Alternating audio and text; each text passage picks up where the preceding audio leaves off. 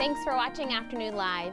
Independence is an important skill to develop at a young age, but it's not an easy skill to teach. So here with tips to foster independence in our little ones, we welcome Portland Montessori School Executive Director John Myers. Thanks for joining us. Yeah, thanks for having me. I was just telling you, I have little ones and it's tough to let go. We as parents have to take a step back sometimes. Is that kind of one of the first things that you tell parents as we bring these young kids into the world? Absolutely. I think it's really important to set boundaries. Children feel safe with boundaries.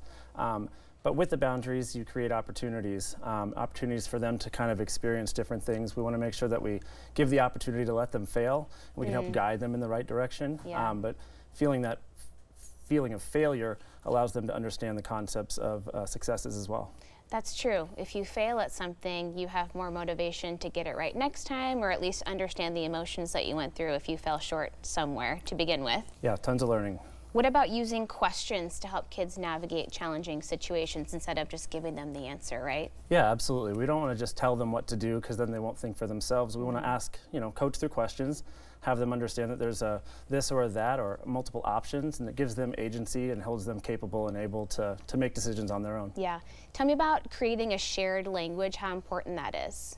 Yeah, if you do it early and often, young children begin to understand the dialogue and the back and forth nature of the conversations, where they are able to then ask questions as well. So if they expect certain questions, they can kind of formulate the answers ahead of time. But also if there's consistency around language, they understand the next steps and the ability to kind of become independent on their own. Okay, yeah, they can kind of pick up those cues and then move forward more independently. What about balancing holding kids accountable but also providing them encouragement when it's appropriate? How do you kind of walk that line? Well, children want to be safe or feel safe, and we can create spaces for them to feel safe by holding them accountable, letting them know that things are unsafe before that they get injured. We don't want that, but we want to make sure that they know that the adult in their life is there for them, and that means that we're present and understand what is going on with them, so that we can check in with them if something were to come up.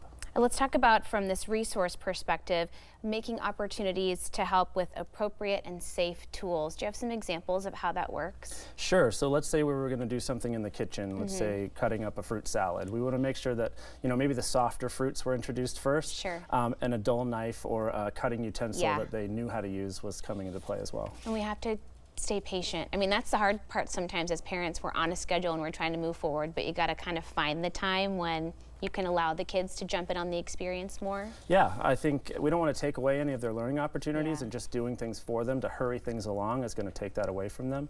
But I think it's important to check in with ourselves as adults to make sure that, we check our demeanor and our patience as well, and tap out if we need to, if we can. And sometimes too, we forget. I find myself doing this with my kids. They speak to me in such an adult way sometimes that I forget they're so little. Yeah. And I have to manage my expectations and go, they're not teenagers, they're not adults, they're just little kids and they're still learning. So having that expectation reset sometimes as well. Yeah, absolutely. That's so hard to do. What about, checking your demeanor to do your best practice and then follow through with all the things that you've set up, the language and the boundaries, et cetera, kind of rechecking in when you maybe have fallen off a bit? Yeah, I think it's important to have conversations about what the expectations are. We're not expecting young children to do everything for themselves, but we are expecting them to give it a try. How about when you are able to catch them doing great things when they don't feel on the spot, giving that praise in the moment, kind of have to remind yourself to find those times? Yeah. Proactive, positive reinforcement is key for them to feel like they belong, like they are successful in their day-to-day endeavors. Popping in to say, I noticed that you tidied up your space. Yeah. It looks great. And then moving along, as opposed to just kind of leaning into the conversation when things aren't going as you would have expected.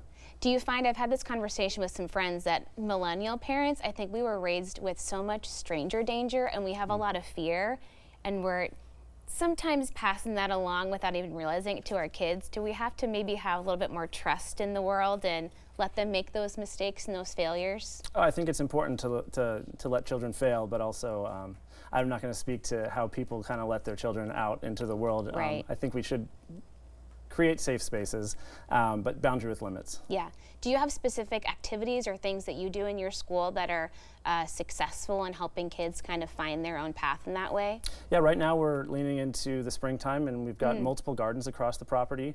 So you'll find children digging holes and putting seeds in, checking on them regularly, watering the plants, using developmentally appropriate tools such as smaller shovels, rakes to cultivate the garden and the land. And again, going back to that piece where they have ownership over something. And then you can, I mean, they're so invested in the learning too, when you start introducing kind of the concepts of the plant life cycle and things like that, they're kind of more in tune with it. Sure, and then you see the older children starting to do the things that you've done with that older child to the younger children. Yeah, that's awesome. Hey, thank you so much for chatting with us today. Yeah, thank you. Good lessons learned. We'll have more information on our website at katu.com.